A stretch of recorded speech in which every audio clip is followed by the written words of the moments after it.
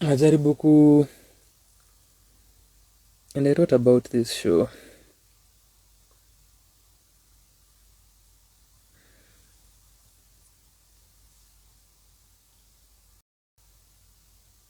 Has Mufasa done a show yenye inaitwa Raising a Son? Outside of it being a book. Yes, nimepata answer hata nisiende mbali. Had a feeling because kuna Mufasa live in concert Raising a Son. So there is that. Kuna yenye alikuwa na kina Shiano.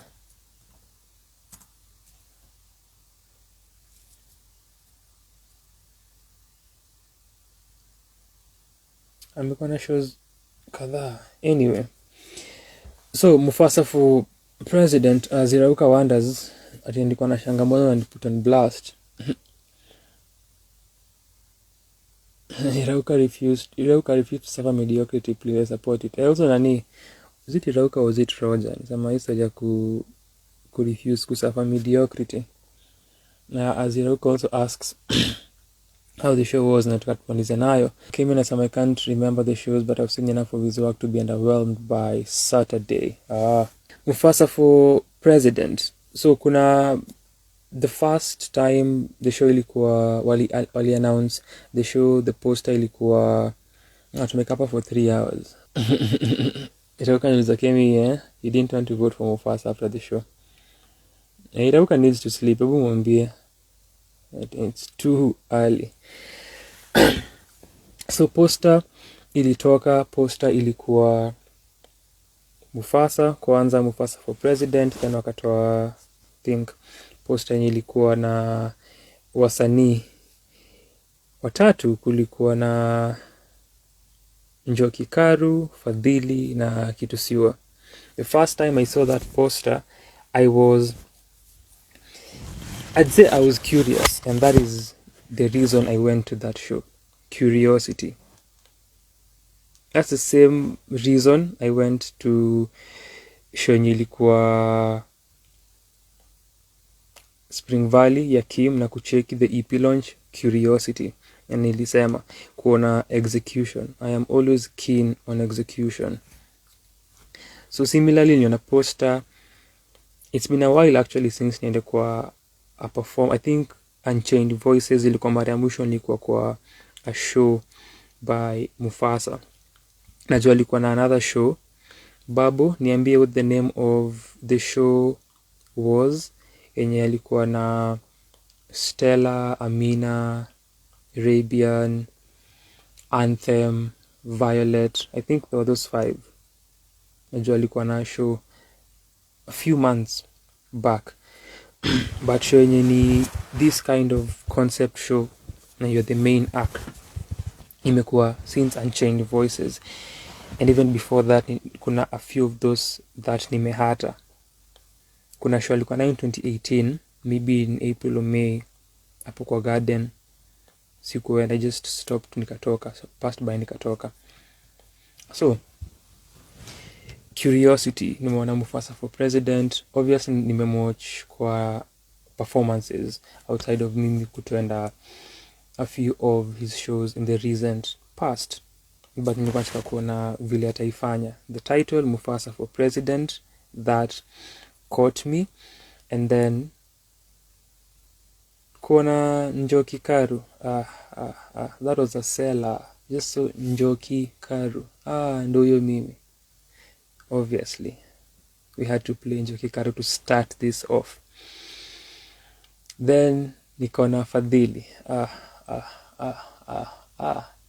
done.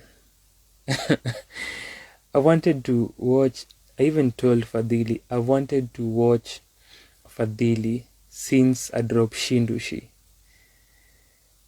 And ameperform Gecko, ameperform Palette Cafe, sijaienda, sijapata hiyo opportunity. Nikasema hii hizi nipita. So contrary to Amosoti mwenye alikuwa excited for mtuka Kitusiwa, I wasn't, because I have watched Kitusiwa live I am the opposite of Mosoti. Mosoti alikuwa excited juu haja watch kitu siwa live, so alikuwa anadai kuona kitu siwa live. I'm sure kuna watu pia who wanted to watch the legendary MC perform. I've watched him. Kuna time alikuwa ni wapi, I've tried to remember ni show gani ya spoken word ali make an appearance in, lakini I cannot remember.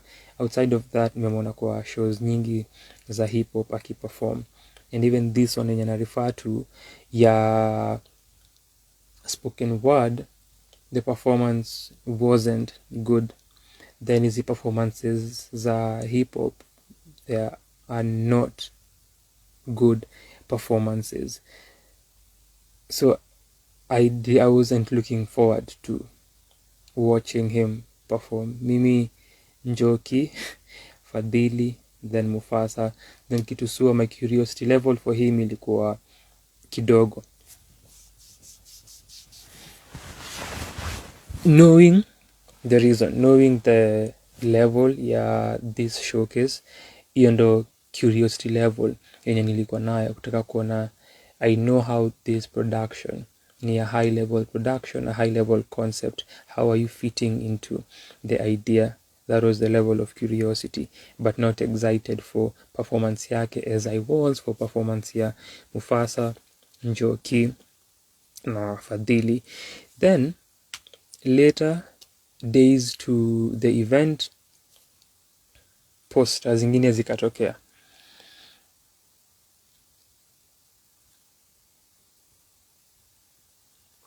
So ilikuwa drops na Mufasa for hiyo ya nini aitwaje hii chapter. So Irauka came here alijibu akisema I would vote for Mufasa because he wants to make PK 4 Bob again and have jumping castles for adults. Then sleep is for the weak and I haven't started mine. Amulizo hapo, you haven't started your week, eh?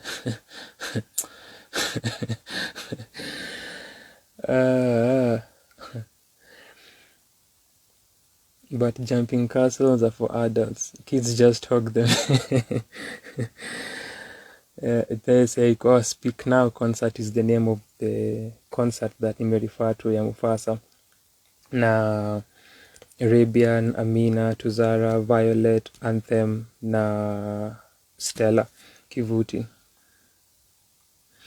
So the other posters that zilitokea zilikuwa interesting. Hii ya kwanza ilikuwa tu Mufasa, then details a show, and then the artists wenye wana perform. Hizi zingine zilikuja na extra details. So one, kuna other artists, then kuna descriptions zimeongezwa to the same. Babu anasema the first lineup didn't intrigue me. I wanted Fadhili, but I thought I'd catch him later. Njoki is someone I'd love to see. Slim Shaka had me buying a ticket. My week was too heavy. Definitely understandable. So now Mufasa shares hizi posters zingine. So kuna wasanii wameongezeka. Advance zilikuwa 15, then kwa gate zilikuwa 2K. Ni similar to show ya Goofy, kulikuwa na early bird 1000 bob, advance 15, kwa gate 2,000. So initially the shows to be on 15th April. Wenye kupanga shows ni kazi. So one, the first poster venye tu ya kwanza ilikuwa Njoki Karu, Kitusiwa, Fadhili, then sasa ikaongezwa kwa chini Ngatia, Stella Kivuti, Slim Shaka.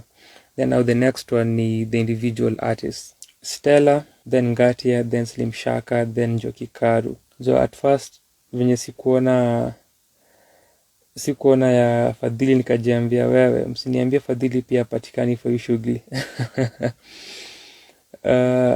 Nikaanza kukua concerned kuhusu story bana. Juu na hizo hizi ministries zingine na kuna kitu siwa nikajua yuko. I just knew patikani. Na najua kina Ian I've tried getting him isi mara kwanza. Before. Anyway, so ilikuwa Stella, Minister of Sanity and Justice. So I'm thinking this is tying into the idea of Mufasa for president. Then Ngatia, Minister of Cultural Facts, as a matter of fact. Slim Shaka, Minister for Foreign Thoughts. Njoki Karu, Minister of Truth and All That Is Fresh. Then nimesema the fifth ni Fadhili, hakuwa na yake, nikakuwa na wasiwasi, but kulikuwa na a photo, so that told me that bado yuko. Kitusua was the sixth, but hakukuwa. Then kuna another one that I saw called the last post. Ilikuwa Lukiamuzi, Minister, I could be mentioning this, maybe Luchamuzi, I could be butchering the name. Minister for External Association. That was another that I saw. Nikajiambia, okay, naona mna tie in the concept ya Mufasa kukuwa a president. You're selling the idea, mna build the idea. Babu anasema, oh, they are artists you like. Interesting. Babu, penda kufukuza hapa kairauka. I'll also, ndakuchuja hapa kairauka. Nikwambie uende.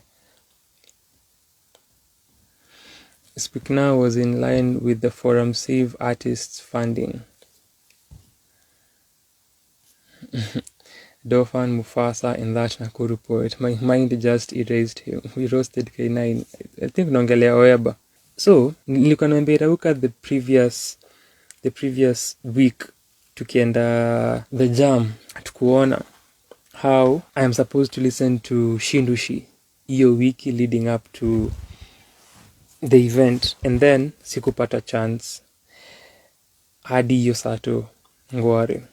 So hiyo Saturday nikakumbuka, yes, nisikie pia Njoki Karu, man. So nikasikiza Anka EP yake ya pili iliyotoka last year in November, 11th November. After Anka, a 3-song EP, nikasikiza Shindushi. Niko ready for show. And the idea kwa mind yangu ni this will be a typical show.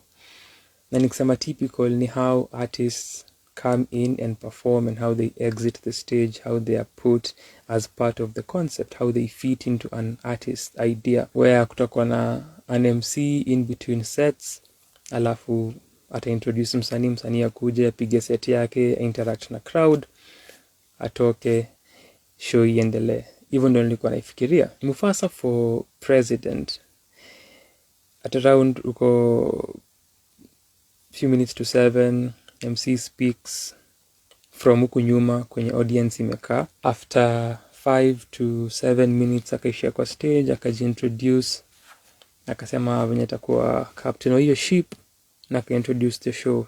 It's a few minutes past 7 p.m. The show will last for 2 hours and 20 something minutes, 24 minutes or thereabout. First things first, nilimwongelea story ya how I thought the show would be, na even that informing me kusikiza Tender, Anka, na mi kusikiza Shindushi. Ni we only saw the MC twice. Those are the kind of shows I like. Tukiwa hapa on 8th tukiongelea Black Boy Joy, and also while we were walking in town on our way kuelekea stage, nilikuwa naambia Abe na Slim, if I were the director of Black Boy Joy, ningeambia Goofy the same thing that alituambia, cause nakumbuka akiongea alafu akasema my director told me not to speak between sets.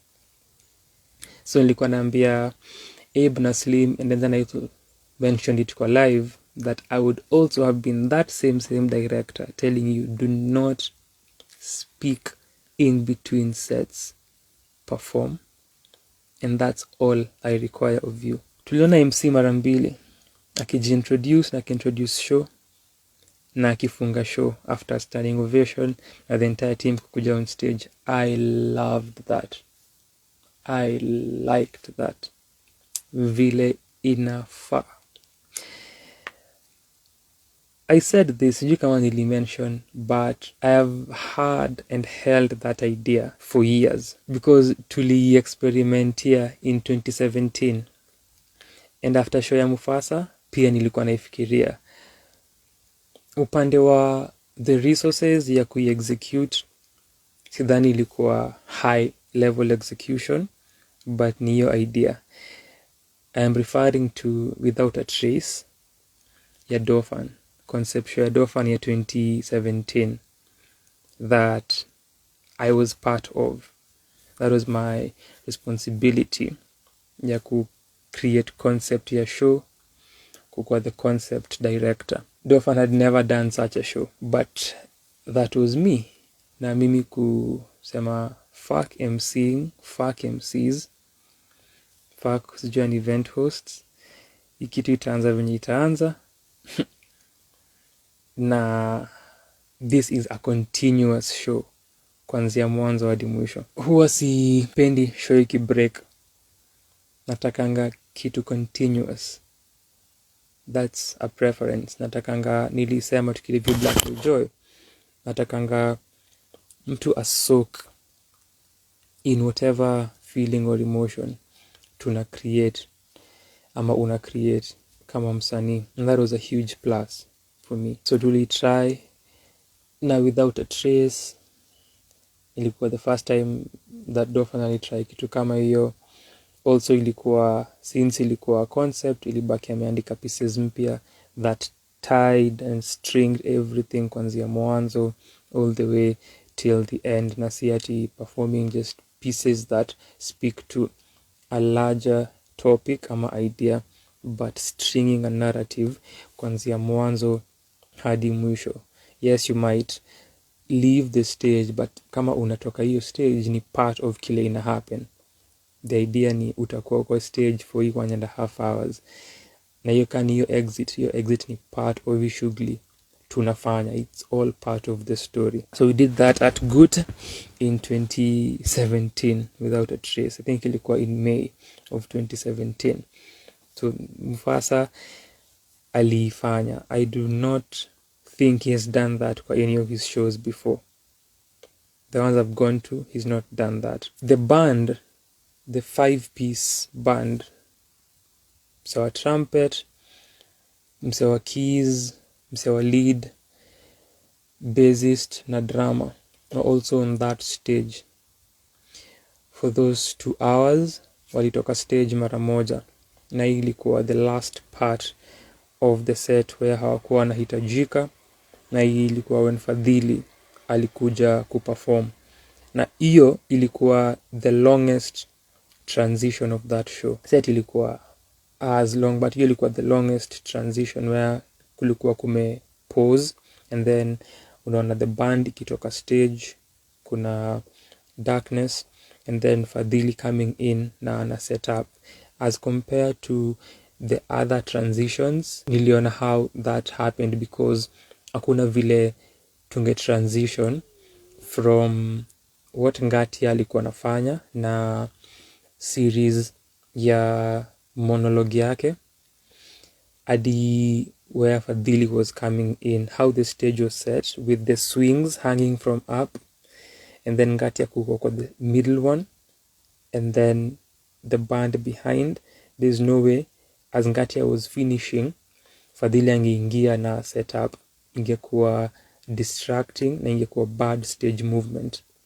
So Ngati had to finish, then Fadhili aingie as the band leaves na quickly, just a brief setup, akaanza akaperform, then wakamaliza.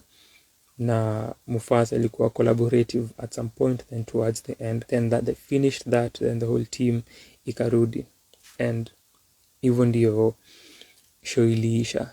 So hii ni story ya transitions, stage movements. We talked about stage movements na Babu kuhusu show fulani yenye aliattend towards the end of last year. When you're doing a show, after us kuna the creative director, kuna the stage manager, and different people doing different things to ensure all your bases are covered. Hapo kwa stage movements, na kumanage the stage when props zinaingia, props zinatoka. Hiyo ilikuwa executed. And the transitions, for instance, when Ngatia alikam on stage, kuna the art of misdirection, things that I've wanted to execute in my art, the art of a technique ya people who do magic. Stage goes dark after Njoki, and then one of jukulikuwa a theater segment, one of the people walikuwa kwa the theater segment earlier anaingia na huku nyuma kwa entrance ya audience ni Hoka, and so attention ina shift kwake. Anauza magazeti, anauza maperemende, power banks, kila kitu, gazeti, akona kila kitu, diversifying businesses. So anatembea huku nyuma pole pole, ana cross, anashuka down towards the main stage, and then anapanda juu. So if you're observing, then utaona kuna something in happen kwa stage, you'll see kidogo but ilikuwa dark. So as this is happening, we are moving na yeye down, then anapanda stage, akienda sasa tu huyu customer mwenye amekaa chini, mwenye anachukua everything, anachukua gazeti zake zote, alafu anamwambia, na unaweza pia ni printia hiyo TL ya Twitter unilete. So lights zimekuja time alifika stage from the right side, from the audience's perspective. People notice Ngatia ako on stage. Nilikuwa nimepip, so the silhouette nikaja ule ni Ngatia amekaa, but that build up and that misdirection ushers in Ngatia seamlessly.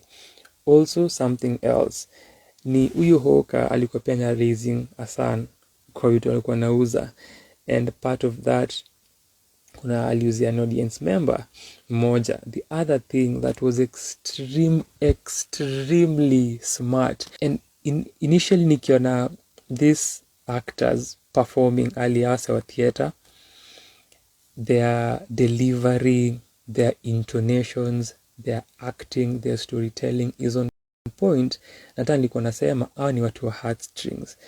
They wako na hiyo stage experience, kama ni improvise whatever it is, they have the stage experience, and it's very effortless. The Hoka, typical of easy shows, you'd expect an MC akuje katikati ambie watu, ameka an announcement, weyo msame park mahali fulani, nda yako imefungia wase njia, changamka. Huyu msee as ana hook na anauzia watu vitu, ali make that announcement within your performance yake. Hata wase walicheka because they figured how that was done. Yo, that was crazy. and I'm sitting here thinking, if someone wanted to make that announcement after that set had happened, if someone wanted that done way before, the timing and the execution, so there is that. But the transitions, they were done seamlessly. Na vile nimesema, sijaona Mufasa akifanya any of his shows in this manner. The other thing, nimeongelea Fadhili. Mimi hapa nadhani Fadhili atakuja, next ni Fadhili Tulia afanye ngoma zake, interaction na audience, atuambie tuimbe na yeye, afanye nini. Same na Njoki, I thought ataperform ngoma zake, interact na audience, whatever. None of that. And I'm watching this, I'm thinking, yo, this is exactly what mutaka wasanii wafanye. Usiniongeleshe, sitaki, I wrote this song, sijui nikiwa kwa mood gani. That is my preference. Najua kuna watu wanna prefer the backstories. We've had these discussions before. It always depends on context, intention, na lile lengo uko nalo. So lakini mimi huwa sizi prefer. That is exactly, again, what happens? Mufasa opens band, open a band, they build the momentum with a very immersive segment, a very immersive musical experience. Then Mufasa comes in after vitu zimetulia, and ni conversational. Ana tell two story. One, ana salimia the audience. So that first takes me by surprise, because normally for his shows inakwanga hiyo kuja na perform na inakuwa dramatic, but for this one alikuja na kasalimia the audience. So watching kwenye alienda with the storytelling and yeye kuconverse na the audience, I saw the point of that. Juni an icebreaker, na it kills the idea of performing, the idea that uko na an audience na mimi ni performer, so it destroys that separation, na ni yeye anakuambia tu story na mna converse. So that was one, and nili understand the intention behind it na ili work, and then how that grows na stories za madhake na hints kuhusu stories za budake ni vitu zimekuwa kwa pieces zake. So at first I thought he'd go that direction. Kuna hiyo piece yake ya my mother, na this a specific piece kuhusu madhake. I thought he would perform it. He did not. Super glad hakuiperform. Also nilikuwa medhani kwa the show ataperform ile piece yake ya my boys are dying. He did not. Super glad he did not. Na zilikuwa creations mpya za hii show that fit the idea ya the concept yenye alikuwa nayo ya yeye kukuwa president.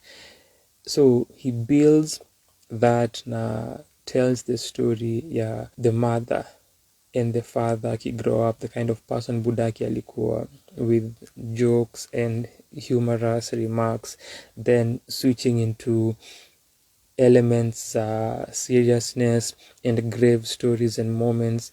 And that is something that the entire show did extremely well. Hiyo kuplay na moods niliongelea for Goofy, how Goofy does it na writing yake. He'd have such a somber piece and kuna a stack of somber lines, and then he'd just say a line that maybe has a punchline, maybe is a pun, or just a hilarious or humorous remark, and for a moment it makes you laugh. And then what that does ni you forget ile mood ulikuwa nayo kidogo, it makes it light, then mnaendelea. So it's a technique that works for Goofy. So here ilikuwa playing around na moods, telling us how these funny stories kuhusu budako, nye budako ali slap msee kama mwinua juu, vile ilikuwa epitome ya madharau, yeye kukuwa mbigi na hawa anaweza piga budako, hizo stories za watoi, and then yeye kupata diabetes, yeye kukuwa in a very now dire situation, story ya Wera, and then yeye kusema kukuuliza as Mufasa, as Kibet, ushaikosa school fees, ushaifukuzwa shule? No. And the next day he leaves. And that just changes the moment he says that. Nasema the next day he left. It changes everything. And then now gets into the piece, but kumekuwa na such a build up, and he gets into this question, who and what is a man, and ideas of how kiwa mtoi una view budako, how budako anajiview, identity yake ameitie to providing, providence, to employment, to yeye kusupport familia. Now what does this man become, and getting into easy, vile Kemi alisema, number of topics were tackled. Stories of employment, stories of masculinity, identity, now the youth and how they fit into this narrative, education, the system, the marginalization. And this is just looking at it kwa the grand scheme.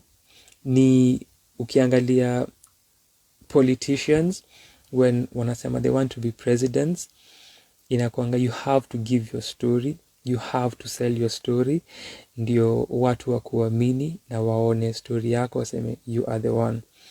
That is the same thing Mufasa does. Starts with the background story, starts with kule ametoka, kuishi Eldoret, stories za kubaiwa chipo na sose na fanta na budako kwa baki kubribe. Builds this story very well. Budako kulose wera, kupata diabetes, life kuchange. A story that Kenyans can relate. Many Kenyans can relate.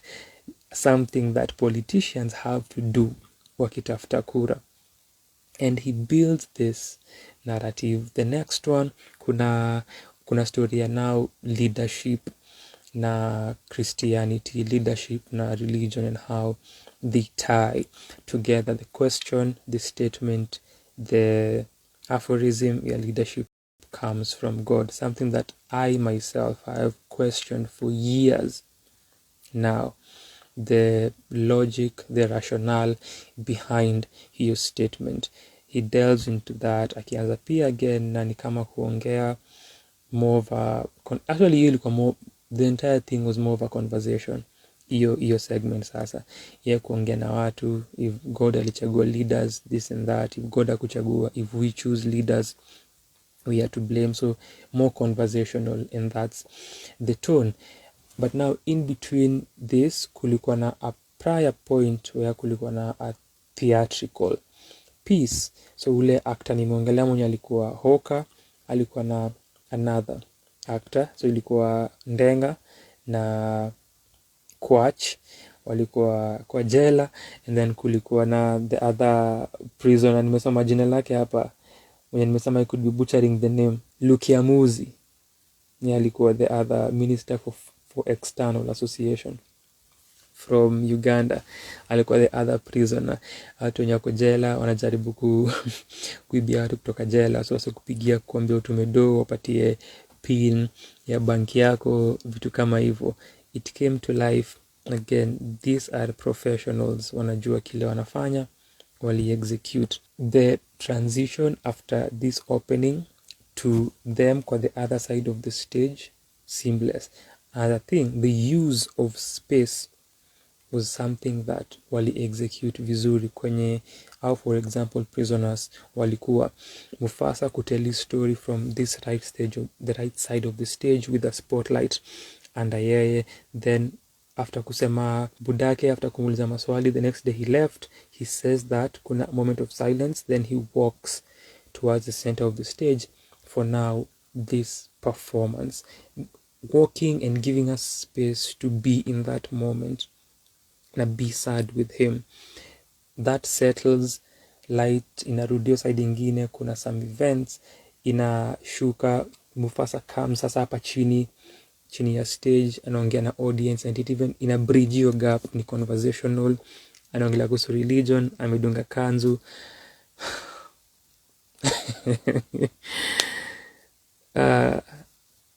The execution ya hii. Then after that happening, new story ya God, sijui kama ni that point. So hapa I am butchering the order here, but kulikuwa na sijui if Njoki came in kwa hiyo point. I think so. Juu again transition as Njoki, the band ilibaki stage hadi mwisho when Fadhili alikuwa na perform. Njoki aliwalk to the stage as Mufasa was still talking to the audience kuhusu history ya leadership na God. Stage kuna giza, Kibeta kwa hapa chini. Time Mufasa amesema, and if we choose our leaders, then we are to blame for everything. He walks away and light inakam kwa stage, and Njoki ana peak immediately. Hakuna hiyo space. I think that happened. Sijui if Ash, the powerhouse that is Ash, sijui if ali follow immediately, but ye pia vile aliingia kulikuwa na another seamless transition. Hakukuwa na hizo spaces mekaa, kuna silence, another seamless transition. Or after that I think kulikuwa na after that Njoki performance kulikuwa na something playing on the screen, just some visuals, and then kulikuwa na females speaking wakishare their experiences za sexual assault in public transport. So 2 audio clips zilicheza, different experiences but really the same experience. Juu naongelea experiences zao kwa these horrendous matatus, this system that we are living in, and they have to go through this on a daily. So it's chilling and numbing. Reminds you of the experiences that women go through. And hizi audio clips zina play, and zikiisha, Stella Kivuti anaingia, Minister wa Justice. And I was watching this and I'm thinking, this is just tightly knit. That is exactly what Stella talks about kwa piece yake, and that is the crux of her works. And anafanya performance yake, and after that na kuongelea, alisema something kuhusu nini, how when women buy cars, it's not buying luxury, it's paying for security. And then kusema how wale watu wenye mna face watu wanduthi, mna face magad, mna face madonda, mna face your workmates, mna face your classmates, and all of this ni just possibilities za harassment na assault. Na akasema nye, sisi going through this, we are the champions na watu wenye tunafaa kuwa celebrated. Juu vitu si upitia ni crazy. So kuna another somber moment, another pensive moment that ends. Then Ash comes in from this other side. Steph alitoka huku kwenye Njoki, alitokea Stella ana exit, Ash anakuja from his side ingine na ana perform something yenye again ni hopeful. So kuna hiyo play piece ya Mufasa Alia yenye ilianza story ya budake na men na young men in this country ties into this young men being in prison. Na again kuna story pia immigration, huyu Ugandan kukuwa hapo, na story zao tu kucheza watu, fraud, story zao yenyewe kupatikana hapo, kukosa do, kwenda kuiba kwa super mafuta, huyu msemo mwingine kukuwa na mtu mwenye kuna sickle cell, so you have to pay and steal your child from the hospital, bills, na story ya corona, tied in a lot of issues in very effortless ways. But again, in a tie from story ya vijana wako jela, and then now we shift and tunaendelea na hii story. But hiyo ilikuwa a theatrical performance, ilikuwa na lots of humor. But again, when Umsa alikuwa na share story ya mtoi wake kukuwa na sickle cell, mood inakuwa somber, then kuna laughter tena. Then we proceed now, tunaenda kwa hizi audio clips. We go to Stella somberness, Ash anakuja, kuna light up ama Mufasa na story ya leadership, then Njoki kukuja na kuna light up juni hopeful. Then kuna that transition to Uyohoka kiingia, moment ya hope imepanda, Asha ameimba beautifully, hata incorporate watu kuimba kidogo, but see in a hyped manner. And none of when Stella amekuja stage asemi I am Stella Kivuti, Njoki akiingia stage, none of that, anakuja ana perform. Literally that is what everyone is doing. Asha ameperform, huyu Hoka anakuja na magazeti huku nyuma, anaingia, anatembea, anafika ngati yako stage, anaanza na magazeti na headlines. And that was also another that monologue, kuangalia headlines za gazeti waki-announce Kenya's independence, and ye kurudia. I think about that moment a lot, I think about that day a lot, and that refrain again ye kutai into story ya leadership, independence. Tumongelea independence hapa alia, story za uhuru and what that means, what that meant then kwenye tuko sahi. kuna coming story ya young men again na men, but also akaongelea pia watoi, akaongelea pia women tying again. Kulikuwa na story ya men earlier, kuna story ya women from what Stella ali perform. So kuna these strands that zinarika, then Ngatia again akarifa to Njoki na Njoki kuimba kuhusu Tutaomba. Alikuwa na a rendition of the national anthem that I've never heard before, and this is Njoki Karu you're speaking of. So siko surprised, but the execution, yo Mungu tutaomba, and that idea and how imefit to what alikuwa anasema, and Ngatia referring to Njoki, na Ngatia kusema Njoki anasema tutaomba tu, Njoki anasema tutaomba tu. Slim Shaka anasema, Slim Shaka pia aliingia at some point, alikuja before Ngatia definitely again alikuja after Ash. Lights zimedim, use of light pia on point, lights zimedim, zimekuwa red, anatoka from that side of the stage. Ash ame-exit na kwenye aliingilia, Slim anaingilia hiyo side ingine pole pole, taking his time, usual attire, looking dapper, akona a bouquet. And so based on that you think, okay, this looks interesting. Anatembea, anapatia one audience member a stem ya rose, but ni piece yake ya who wrote this sad poem, and anaiperform akichukua hizi rose akizitupa chini. Rest in peace Tomboya, rest in peace Pio Gama Pinto. Such a devastating poem, devastating piece, another somber moment. Inakuja after Ash kupea watu hope, so kuna another change again. So the playing around with this was pure class, I'd say. Then now the Hoka na Ngatia coming in. Slim did his thing as usual as usual, and ye pia piece yake ina tie into Kenya's history,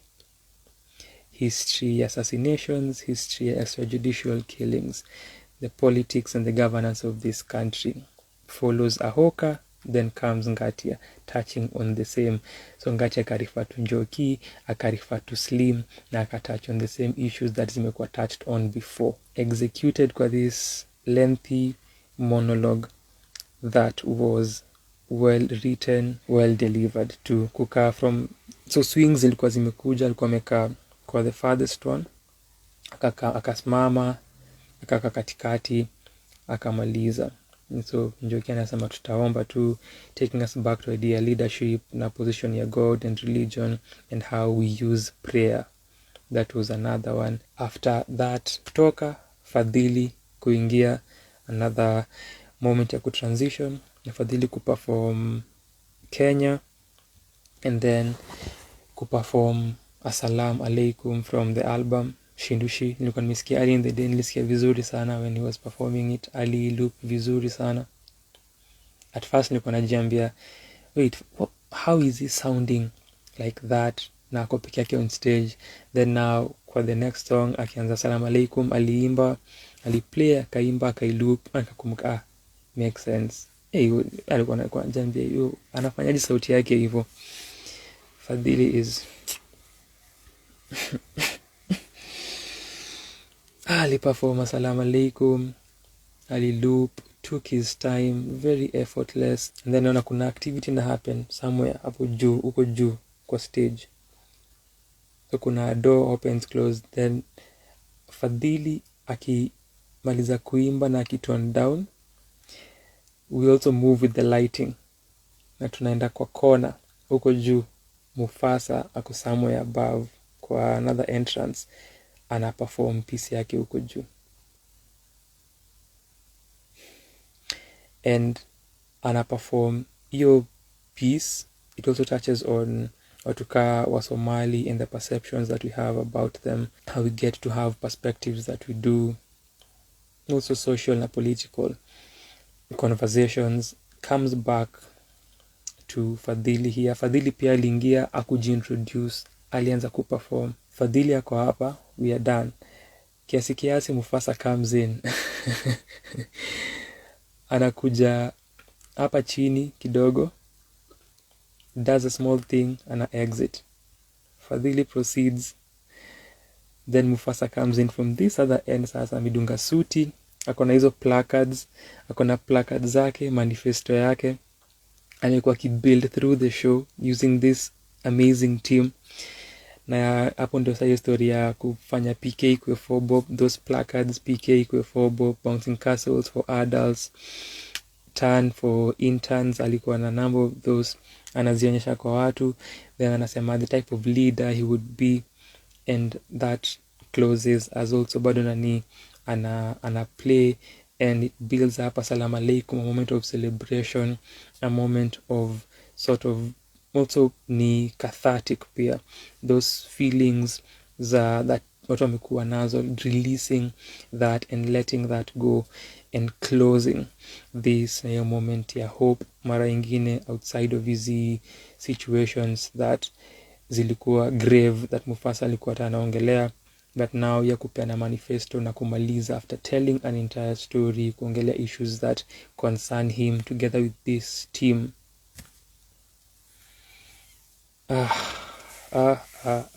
I tweeted and I posted on Facebook, Mufasa has arguably staged the best show of his career, and that is why I believe that is the best show of his career.